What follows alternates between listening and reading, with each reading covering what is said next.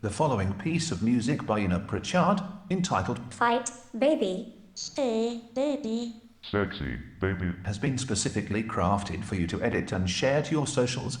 Feel free to remix on your TikTok, And, Instagram, Twitter, and, Facebook, and, Tumblr, and, Pinterest. whatever you prefer.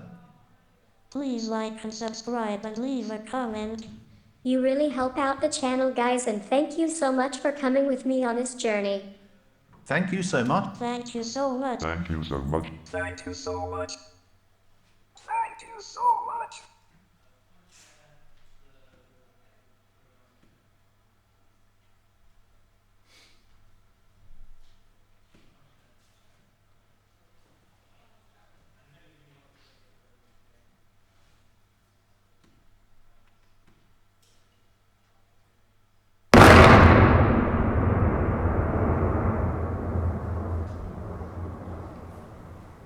Lezione 2.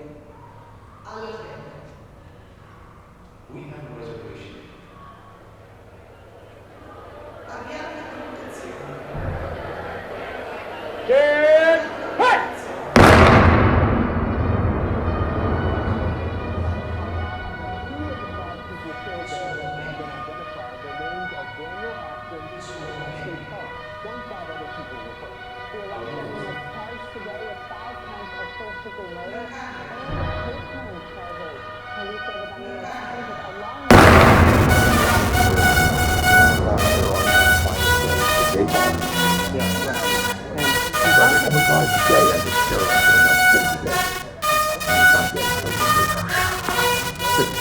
Well, you guys have had conversations about that. Oh, yeah, I was adamant. Yeah, you were adamant. Gay I was is adamant. gay. Yeah, I'm Mormon, we're Republican, and we don't get to remember Yeah. So when did you first hear that about no bastard ever won war what no, I happened? haven't seen it yet. Look, dying To the feminine way. To the feminine way. To the feminine way. and traditionally love to fight. All this stuff you've heard about they're not going to fight, stay out of the war, is a lot of horse stuff. All real men love to stay back. Yeah. All in mind, get them out.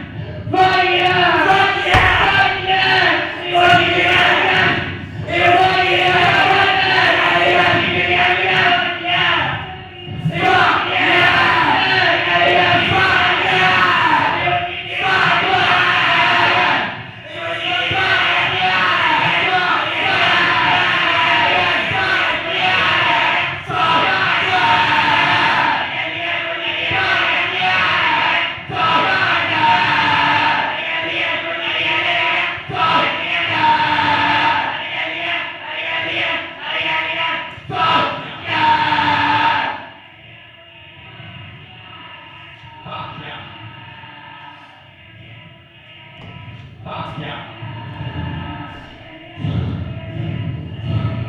Fuck yeah. Fuck yeah. Fuck yeah. Fuck yeah. Fuck yeah.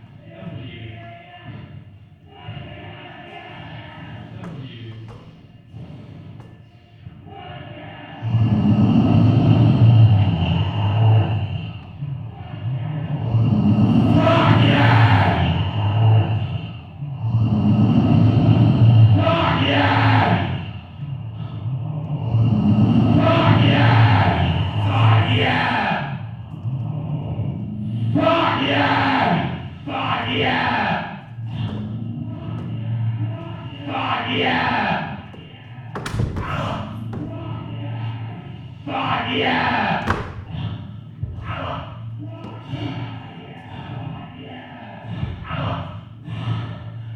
Fuck yeah. Fuck yeah. Fuck yeah.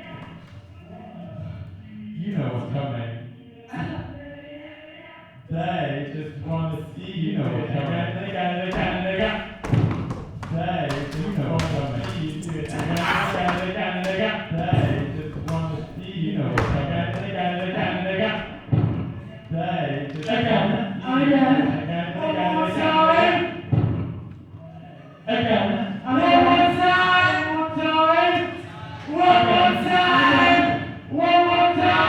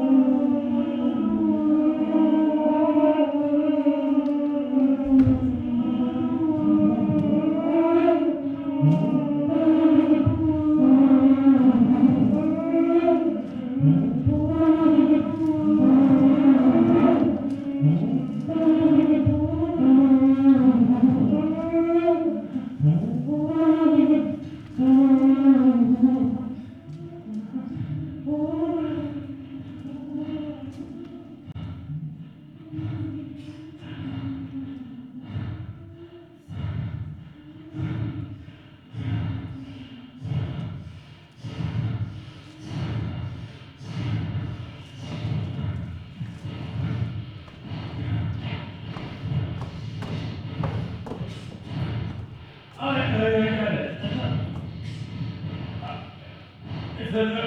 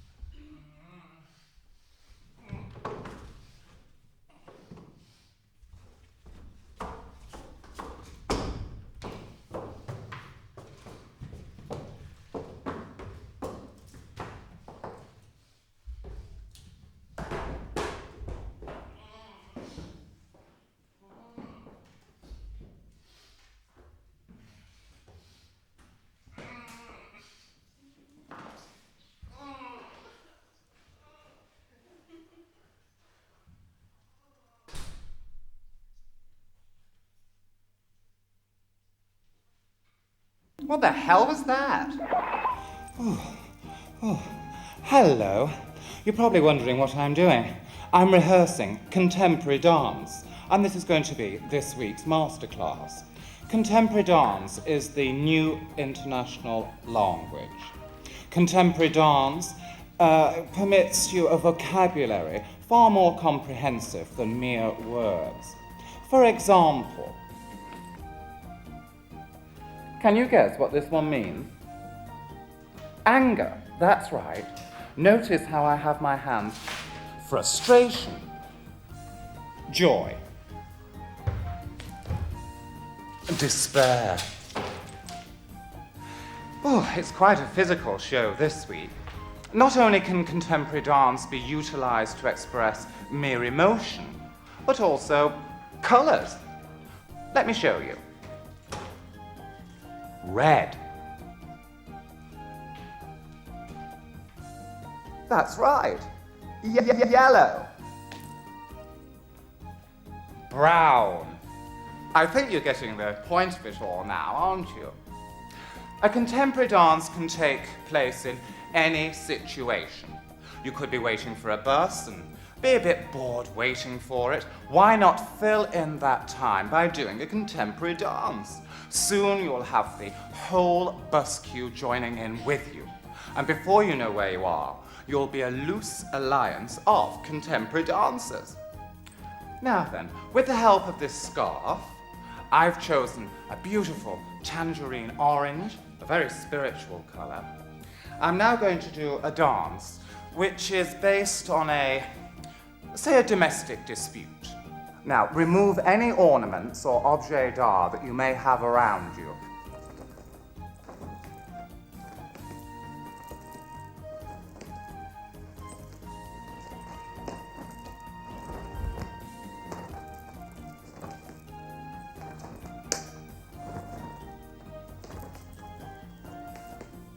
I think you have to agree that that's a lot more entertaining and expressive than arguments.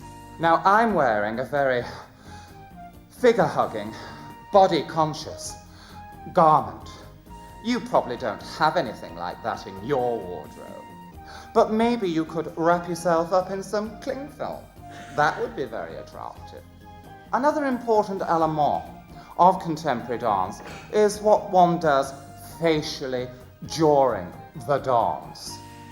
I always go for a sort of pastoral concentration. But only where that supports the movement, which supports the expression, which illustrates the emotion. Yes, contemporary dance is quite complicated. And of course, that dance says, good night, and thank you for joining me during this masterclass.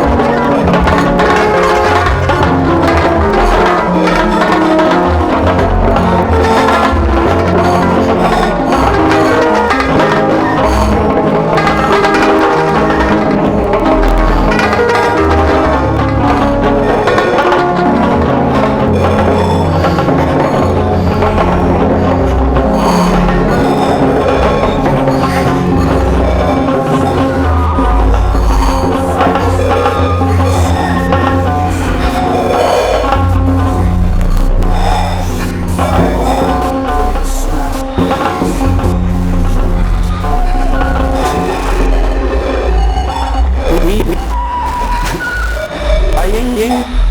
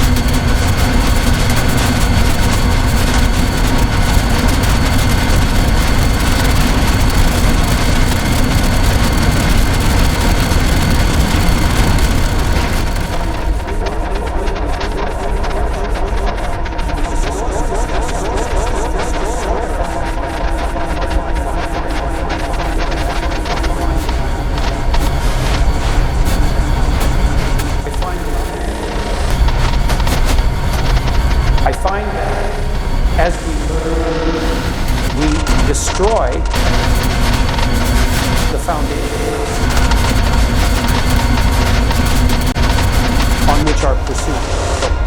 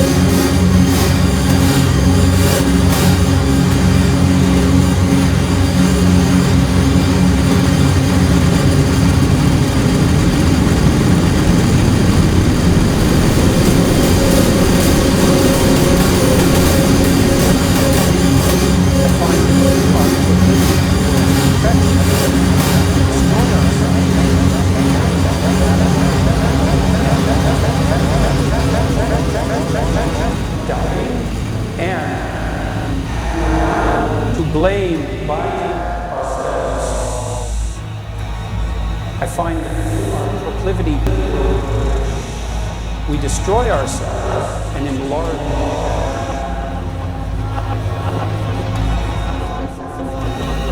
I forget what I mean. Begin to mean to forget. Let's begin to mean to forget. I forget. As we destroy. I forget on which I forget. Pursuit is built. I find that through we destroy ourselves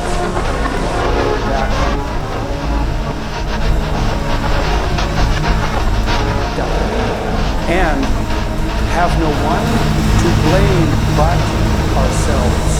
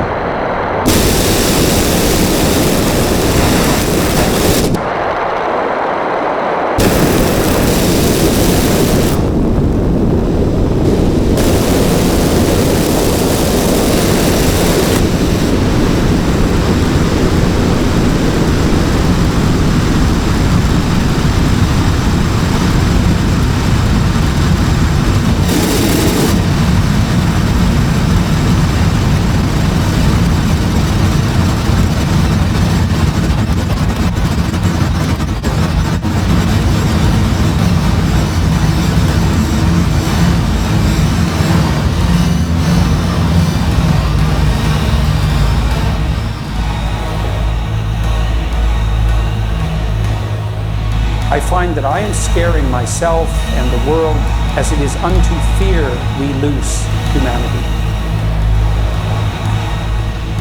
We are dying and have no one to blame but ourselves.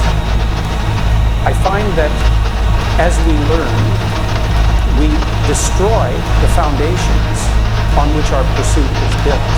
We are dying and have no one to blame but ourselves.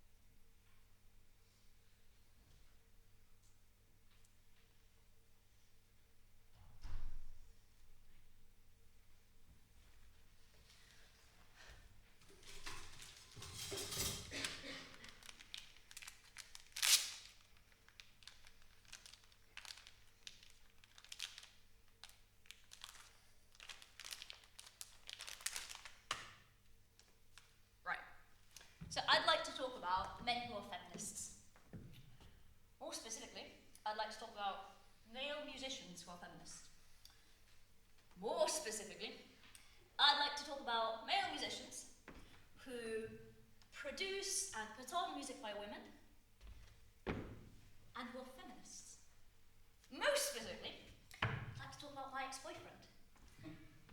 A male musician who performs music by women, who cheated on me for several months, and who lied to me, and who manipulated and cheated on me for several months, and who lied to all his friends, and who lied to me, and has since lost the ability to look me in the eye, never apologised, never owned up to anything, and he's a feminist.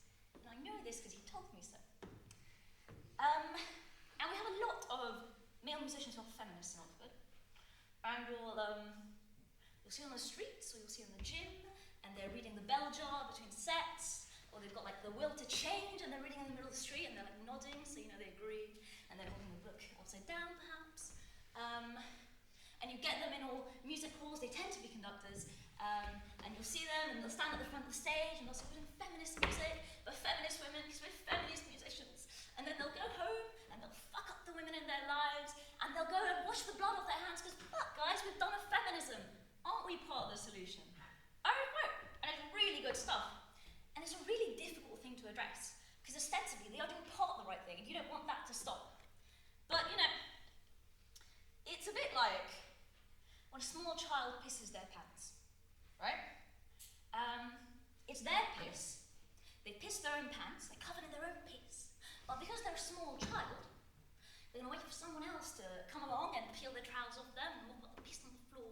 The difference between that is, that's a small child, and my ex-boyfriend is supposedly a fully grown man.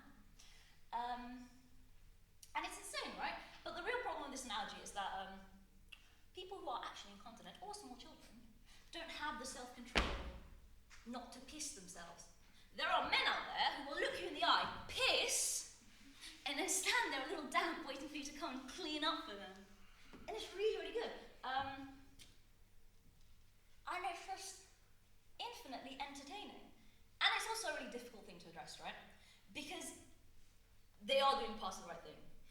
Like sort of every art that we study here to an elite level, we come here as music students into such an enclosed, elitist space, and we're taught that the peak of everything is what a couple of like old dead white men wrote 100 years ago, and we worship it regardless of what impact it has on our personal lives. And we come here as young students looking to make a change in the world, and we do what little we can to very slowly change the demographic, right? And introduce underrepresented voices, and introduce voices of composers and musicians who've been trampled for centuries into the canon. And putting on music by women is part of that. But it's really difficult to address when these horrible men do it, because it's sort of like a tool for them to go home and pat themselves on the back and maybe beat the shit out of their girlfriend or cheat and lie, but say, look, fucking guys, look at what I do in my professional life. It's fine, it's all fine. And you want them to carry on doing that. But the problem with these men is that they put so much time and effort into being feminists. It's so part of their identity. They live with so much guilt and so much fear that the moment you point out to them what you've done in your personal life is fucking devious, you've harmed women, you're a horrible misogynistic man, instead of thinking, oh God, fuck yeah, you're so right, and letting that guilt move them to action, they become fucking paralyzed. They become incapable assholes, and they're like, fuck, well, it's over for me, guys. I'm a misogynist, that's my identity, I might as well keep going. And they're so dangerous, and they're so terrifying, and they are people who choose to piss themselves. But, again, you want them to carry on putting on music by women. And it's a bit like talking about the Barbie movie with people, if you remember that. I don't like the Barbie movie. It wasn't good. But when you're discussing the Barbie movie, it's really difficult, because you have to put several foundations in place before you can have these conversations, right? Because you can come in and you can say, well, you know, I thought the Barbie movie had such a massive budget, had so many aims, achieved none of them, and frankly it was a bit of a waste of time, but it's not like it shouldn't have been made, it was a flawed movie. But if you don't put these foundations in place before you have these conversations, you find yourself, for some reasoning, arguing on the same side as all the men who are like, yeah, fuck women, I don't want to see that shit, I don't want to see the Barbie movie, it was pathetic, we don't need to have these conversations. And it's really, really annoying. So, in a moment, I'm going to read to you part of my Outlook inbox, which is a big part of my life here. I'm going to read to you part of my Outlook inbox. After this really horrible, drawn-out breakup with my ex-boyfriend, I wrote a piece, and it was quite an ugly piece, and it was quite violent, and it was about women, and it was about violence, gender-based violence. And it was framed as a funeral rite. So the conductor turns around and intones like the start of a funeral, and it was, full of profanity, and it was very angry, and it wasn't a piece that was supposed to coddle the audience. But I will say none of it was gratuitous. I really stand by what I wrote. And so I sent it off to a student orchestra here at Oxford. And they rejected it at the first round, so they refused to workshop it, which is unusual for a student orchestra. And part of the reason they rejected it was that some of the themes and language were not suitable to the concert space. We're students and we're progressive, we don't want you to see that shit. And for full disclosure, my ex-boyfriend conducts his ensemble, but he's a very ethical man, because he told me so. So I don't think that had any impact on it, actually. So once I'm done cleaning myself up here, I'll just go find that email for you. And the other thing is that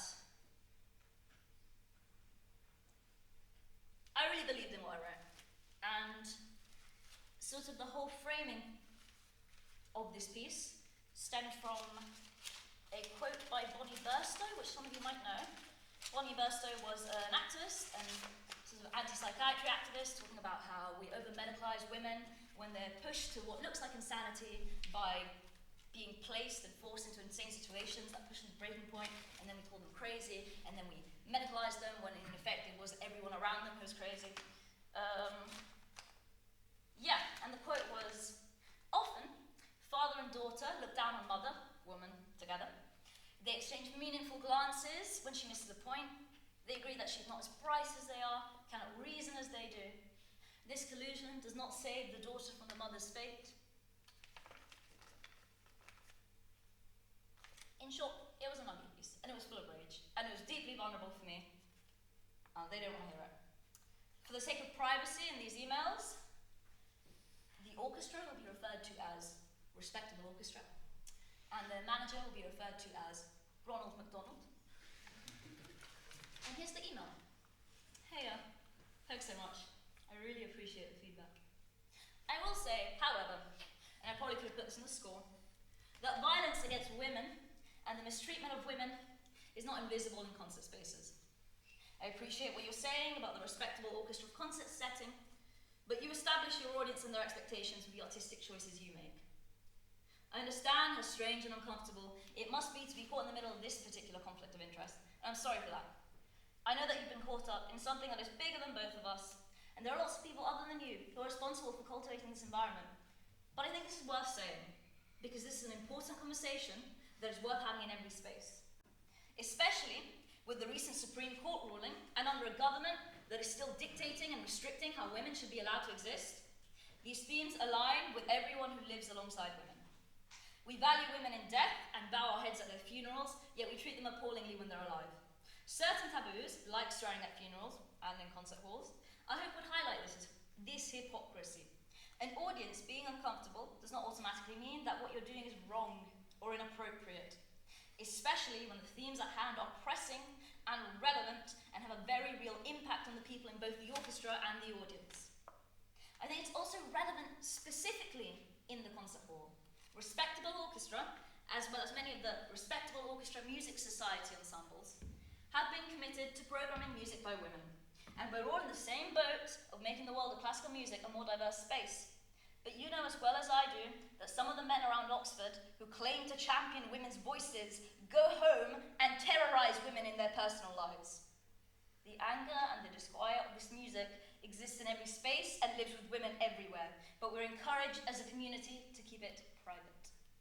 Avoiding these conversations in the concert hall and in the public sphere in general creates a safe space for misogynists everywhere to carry on mistreating women while waving a feminist flag. Not only that, but avoiding these themes because we're determined to uphold established concert norms and to comfort and infantilize an audience could be understood as displaying a level of care to the misogynists in the room that is not being afforded to the women in the same space. Thank you for explaining what you have, and I really am grateful for the feedback. I don't expect you to change your mind, and I'm not trying to change your decision. I wanted to say these things because they matter, and I found it quite upsetting how this has felt both personal and systemic. I don't want this to be escalated any further, but a line to say that you've read and received this would be appreciated. All the best, Julie. That's me. Their manager's reply in its entirety. Dear Julie, thank you for bringing this to my attention. Ronald McDonald. Oh my god! What the fuck? There must be a store somewhere where all these men hop out and buy their audacity. And I don't know where it is, but I'm on the fucking lookout. How do you write that, send it off, and then go to sleep at night? The thing that really gets me is the pseudo-professionalism of these replies. Ronald McDonald is another second-year music student. We all call him Ron. He goes down the pub with us. But all of a sudden he's signing off as Ronald McDonald. And it's a thing that happens, right? These men realise that they've done something wrong, and they pull up this wall of, like, professionalism, because they know that the norms of, like, what is proper, what is right, what is professional, will stop you from losing your shit in a professional setting.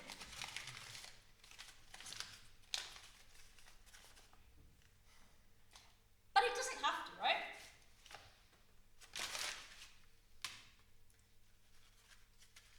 Because all kinds of devious fuckery is going on in this professional sphere, and I can't be expected to keep quiet anymore.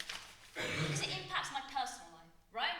People are so willing to be able to believe that someone's personal life and someone's professional life are two completely different things, two completely different people, you know? He's a nice guy, I've worked with him, he's really nice. Sometimes he gets drunk and beats the shit out of his wife. I don't have to see it though.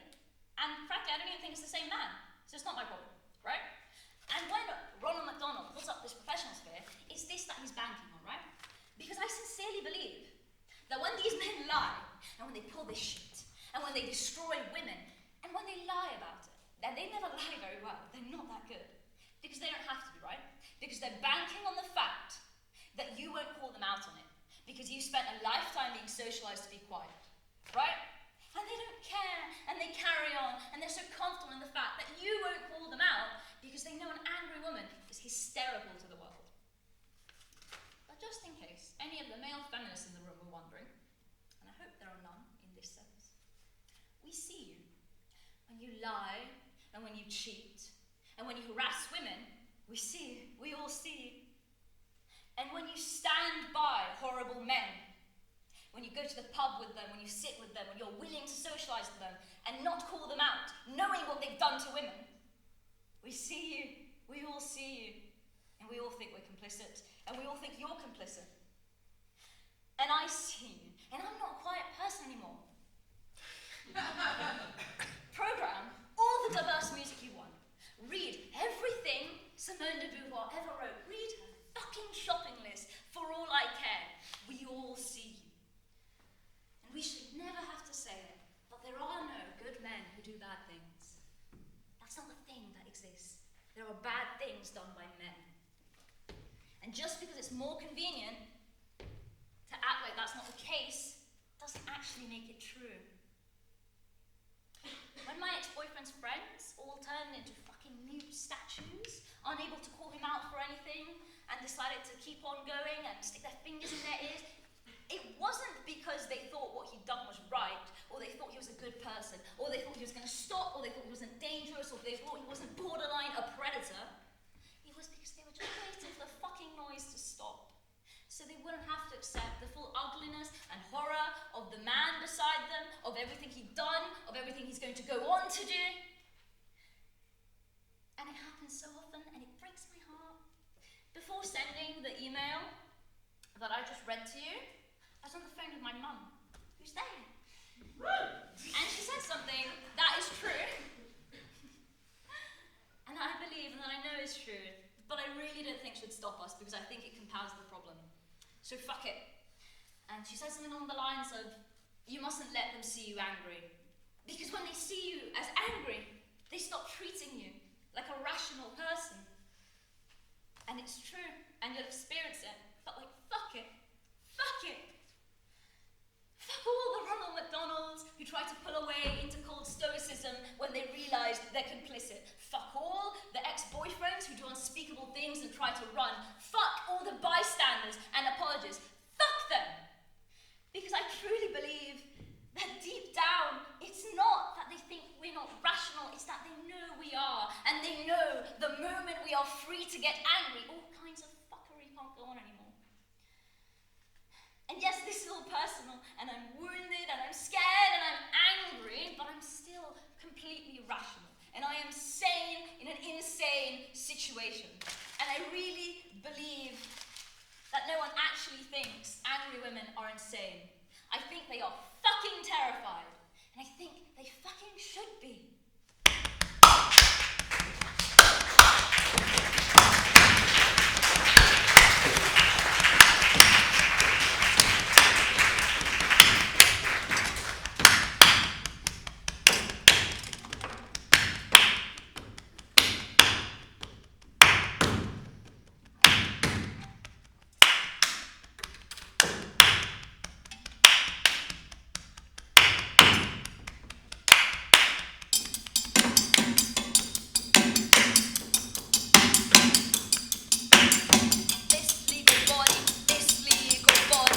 This legal body, this legal body, this legal body, this legal body, this legal body, this legal body has taken on a meaning shaped in presence, unwritten in the law, unknown within the womb, unmolded by these hands, unborn without consent, unwritten in the law, unknown within the womb, unmolded by these hands, and born without consent, unwritten in the law, unknown within the womb, unmolded by these hands, and born without consent. Thank you for bringing this to my attention. Thank you for bringing this to my attention. Thank you for bringing this to my attention. To my attention. To my attention. Sorry for the inconvenience.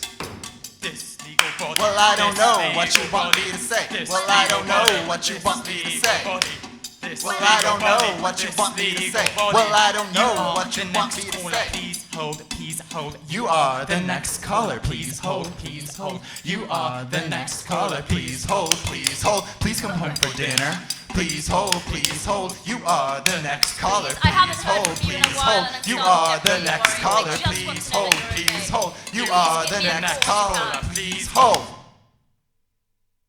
We're sorry for the inconvenience. We're sorry for the inconvenience. We're sorry for the inconvenience. We're sorry for the inconvenience. We're sorry for the inconvenience. We're inconvenienced. We're inconvenienced. We're inconvenienced. We're inconvenienced. We're inconvenienced. We're inconvenienced. We're inconvenienced. This legal body does not belong to you.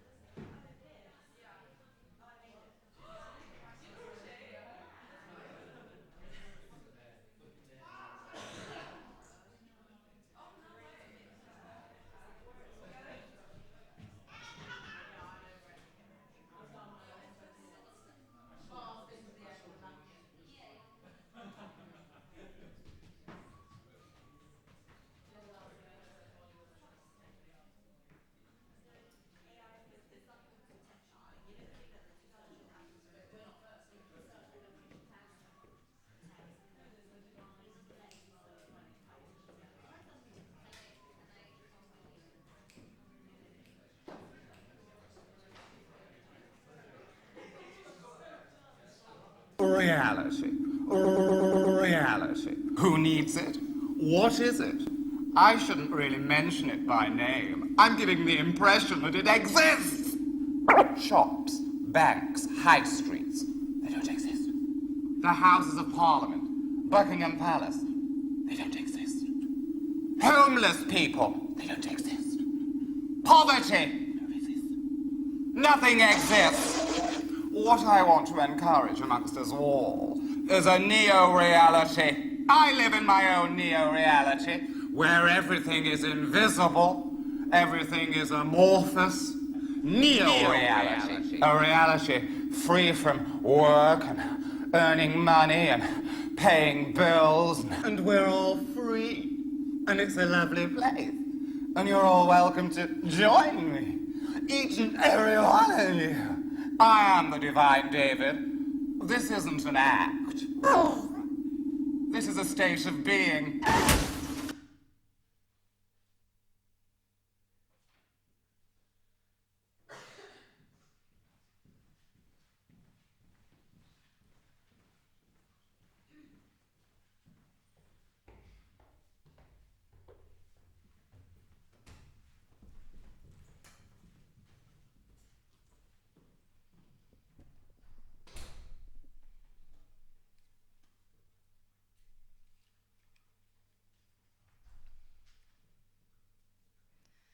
Don't put showy qualities before honesty and uprightness in your husband. Don't gorge the babe with food. It makes him irritable, cross, and stupid. Cramming him with food might bring on convulsions. Don't despise sound common sense because he doesn't indulge in brilliant inspirations. Don't keep your child from butter because you fear it is too rich for his stomach. Butter, in moderation, is nourishing, fattening, and wholesome. Don't expect your husband to have all the feminine virtues as well as all the masculine ones. There would be nothing left for you if your other half was such a paragon. Let a mother see that this advice is followed, or evil consequences will inevitably ensue. Don't be troubled because your husband is not an Adonis. Beauty is only skin deep, and the cleverest men are rarely the handsomest, judged by ordinary standards. Don't wake up your baby to show your friends what lovely eyes he has got. Let them wait till he has had his sleep out. Don't worry about little faults in your husband which merely amused you in your lover. Don't. If they were not important then they are not important now. To a young Besides, and thoughtless servant. What about yours? Young girls are usually heavy sleepers. Don't put on airs with your husband. If you can't be natural with him, you shouldn't have married him. Don't hasten the separation of the navel string. It ought always to be allowed to drop off. Meddling with the navel string. Don't expect your husband to be an angel. You would get very tired of him if he were. Don't allow the infant's head to bang forward. Don't boast of your husband's money or birth or cleverness to your friends. It damages the spine. It is nearly as bad as boasting of your own. Convulsions or other don't tell all your women friends of your husband's faults, like an Egyptian mummy. Don't din his perfections into the ears of every woman you meet. Don't allow be satisfied to enjoy them by strong excitements. Don't interpret too literally the obey of the marriage service. Your husband has no right to control your individuality. Don't fear the vaccination. Don't be discontented and think your husband is not manly because he happens to be short and thin and not very strong. Before vaccination was adopted, manliness is not a purely physical quality. And those who did escape with their lives don't take his husband at his own valuation, but at yours. He may be unduly modest. Don't prevent your child from the sucking of his thumb. It will often make a cross infant contented Don't expect and happy, a man and will to see frequently everything induce from a woman's point of view. Fall into a sweet, Try refreshing to put yourself in his place for a change. Don't assume that your baby is obliged Don't to have advise trouble your when husband teething. on subjects of which a healthy child anything, ought to have no more trouble rather more cutting ignorant his than teeth he. than in growing his Don't hair. try to model your husband on some other woman's husband. Don't let allow him your be babe to look himself at the and make the glare best either of of a him. fire or a lighted candle. As Don't the glare let your tends to husband weaken feel the that you are a sight, dear and little sometimes woman, brings on an but no good inflammation of the intellectually. eyes. If you find yourself getting stale, wake Don't up your kiss brain. your infant on the mouth. Let there be nothing Diphtheria, your husband can tuberculosis, talk and about that you syphilis will be often unable to communicated understand. in this manner.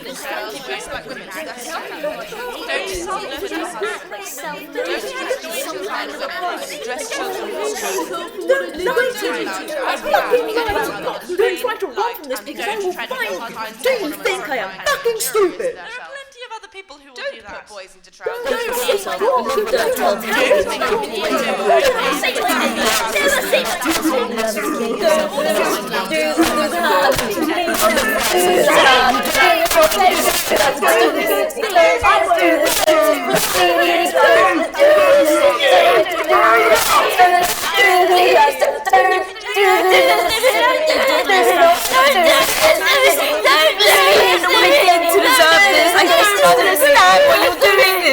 But you don't want your friends to think of him as a Don't talk henpecked about husband. dress, but be careful always to have your own dress. Never neat let and him well think fitted, you manage him. and show a delicate and pure taste in the choice of Don't colours. wash your dirty linen in These public, means children or will even form the before habit your of most dressing well. intimate friends. If there Don't are certain establish a nursery disagreeable without matters a to water discuss, closet near at hand. take care to If discuss this be them not practicable, in complete the evacuations privacy. ought to be removed as soon as they are passed. Don't go to sleep Don't feeling allow cross with your emotion to remain husband. for any length of time If in he the has room. annoyed you It is a during the filthy evening, and idle habit in forgive a him nursemaid. and close your eyes at peace Don't with allow him. your child to touch or Let play not with the fire. sun go down upon your Frightful wrath accidents is have a very occurred from good mothers motto. and nurses being on these points lax. Don't return to an old Don't grievance. permit your child to sit Once with the his back to matter the has fire. been thrashed out, It weakens the let spine, it be forgotten, and thus his whole frame. or at least It never causes a allude rash to of it blood again. to the head and the face. Don't be too and proud to predispose seek a him to catch reconciliation cold. if you have unhappily quarrelled with your husband. Never mind Don't if you make think the he bed was of a to child blame. either very Give him hard half a chance, nor and very he soft. probably will own up to it. Extremes should be but he avoided may in not care to nourishment, take the clothing, first and step, beds. lest he be Feather beds repulsed. should be denied them. Don't refuse to give way about trifles. When a principle Don't is make at a stake, hasty it is a decision in the different choice of matter. his nurse. But most She should be matrimonial steady, differences lively, arise from trifles. truthful, and good-tempered, and must be free from any natural imperfections. Don't such as say squinting, bitter things stammering. when you are angry.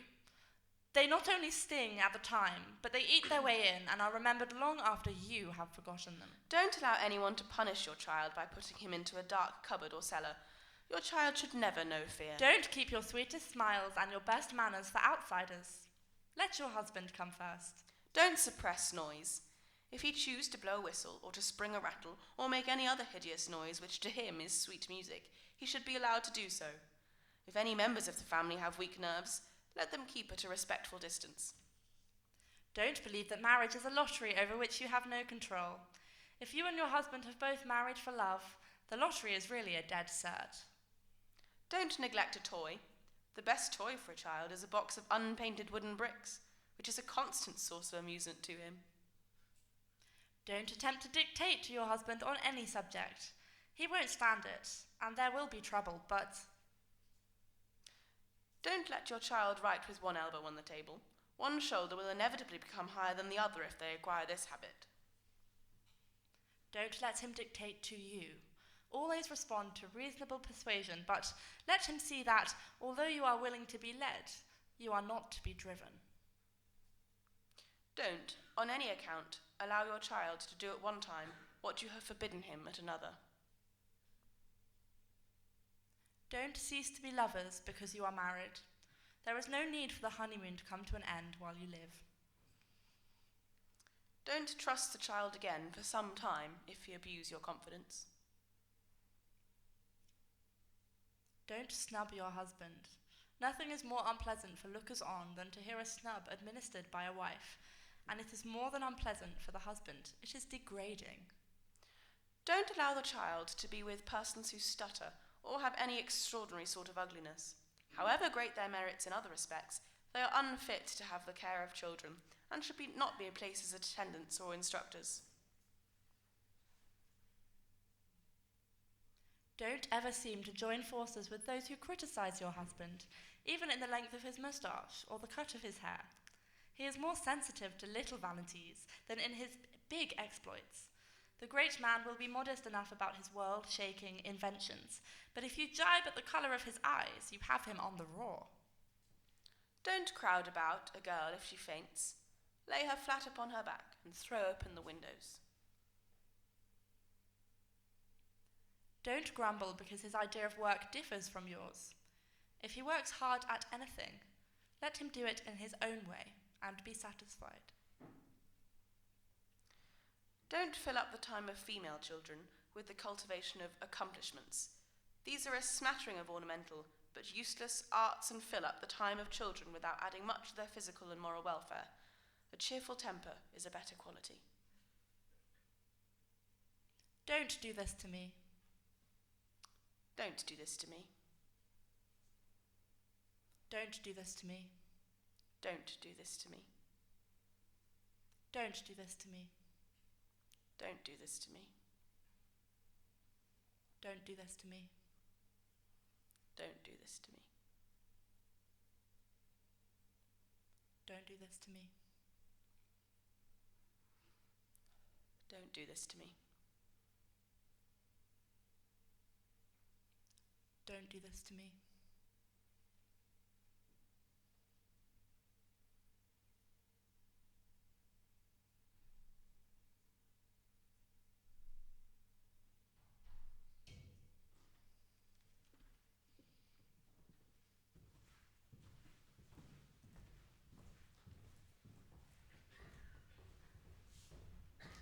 Midwinter. Invincible. Immaculate.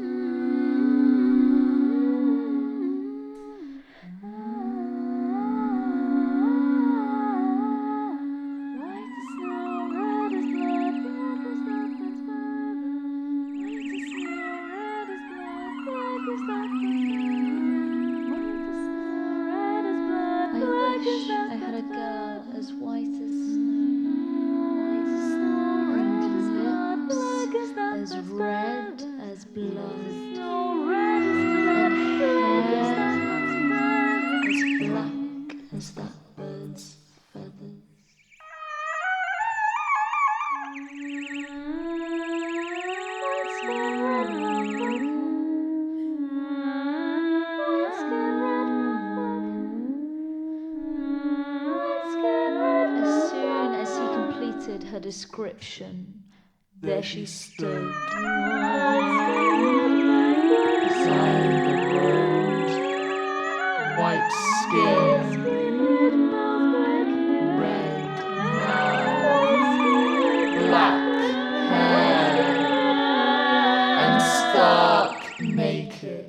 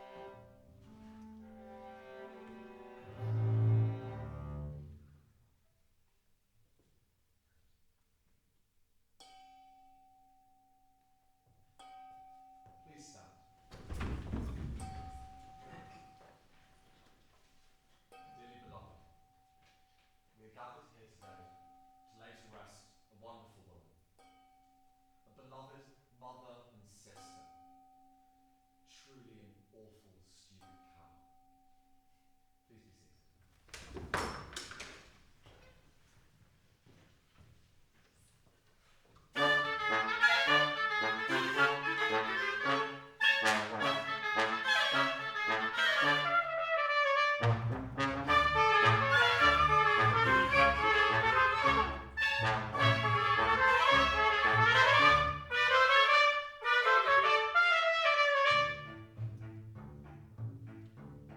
was a keen bird watcher. She would feed the birds every morning. She taught her granddaughter all their names. She taught her to recognize all the trees on the walk to school by their bark and by their leaves and by their names. She always wore odd socks. By the end, there were more odd than even, all of them with holes on the toes and heel. We buried her without socks. She once caught a pigeon with her bare hands. She ate it raw. She couldn't name that one.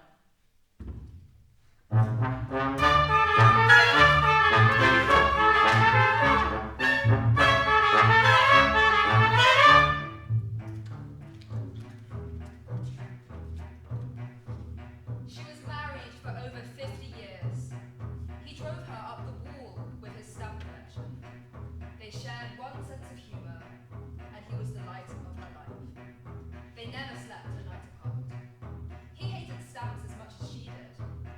She found him ugly, in an endearing way. He couldn't be here today. He got the date wrong, but he sends his love. Dear God, she was annoying. She always took my lunch from the staff kitchen, and it's like her life ran 5 minutes late. I'm surprised the casket made it here on time, you silly cow. She was a happy baby. I heard she came out of the womb laughing. It's like she knew punchlines to jokes no one was telling. She had to keep out or step out of her mother's funeral because her cackling was bothering the priest. I didn't really know her, but I hear she's being burned with some serious blink, so I thought I'd get in on that and pocket some sausage rolls on the way out. I heard a rumour she was barren, so where all those kids came from, God only knows.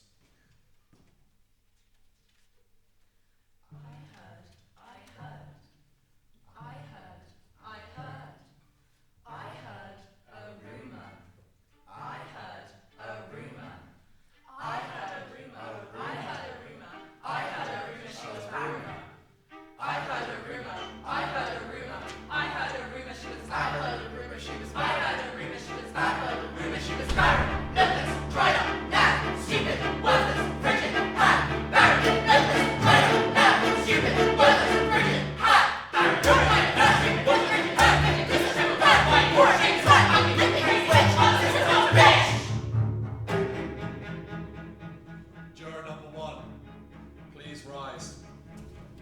Has the jury reached a verdict? Yes, Your Majesty. Which is?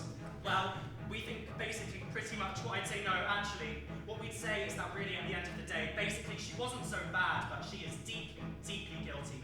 And maybe it's best for everyone if she were to be perhaps burned at the stake. Very well.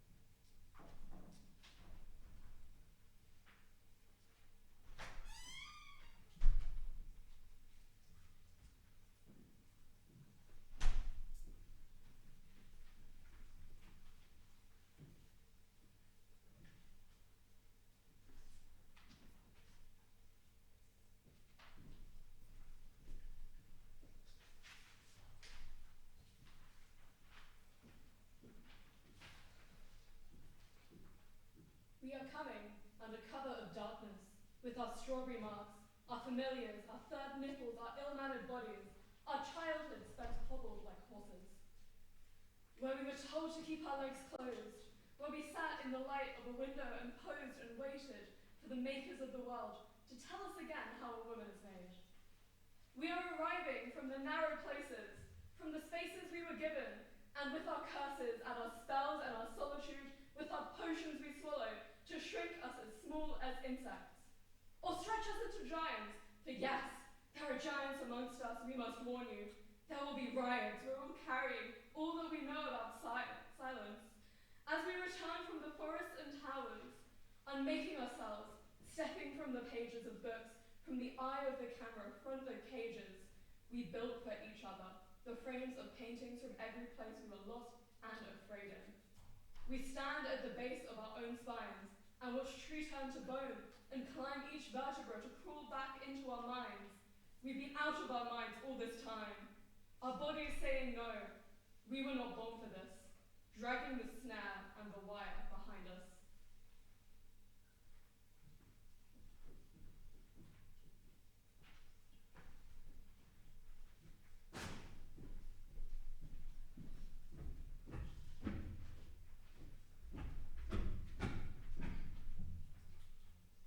Is it if your husband, boyfriend, friend did it? Is it if you didn't say no, yes?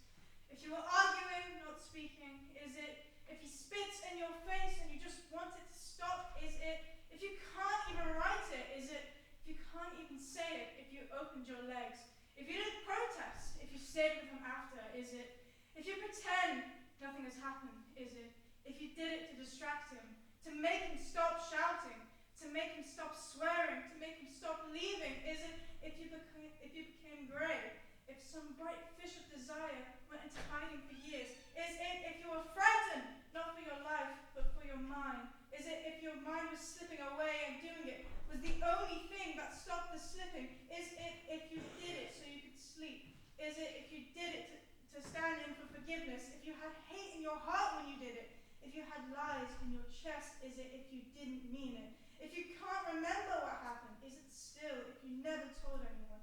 If you didn't think about it again? If you moved on? If you're okay now? If you're okay now? If you're okay now?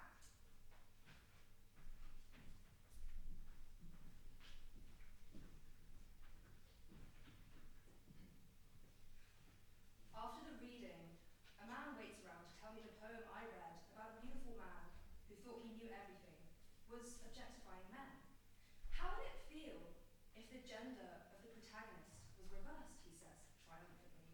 I reply that it would feel like most other love poems in the course of human history. He says, aha, so this is really a very ordinary subject.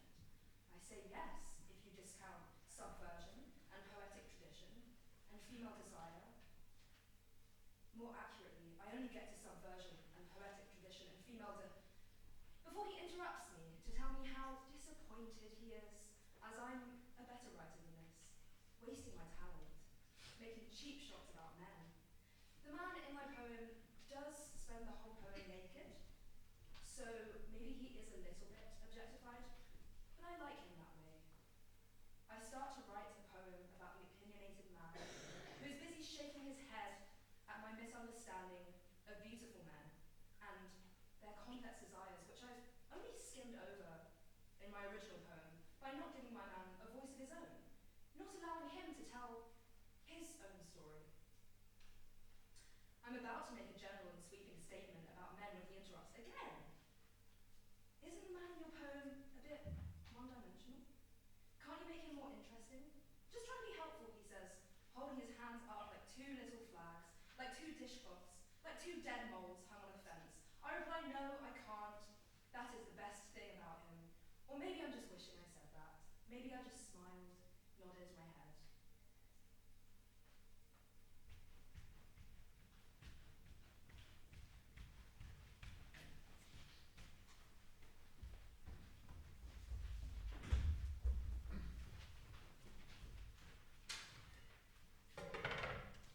We stand for the creed. We pledge allegiance to angry women. We pledge allegiance to angry women. The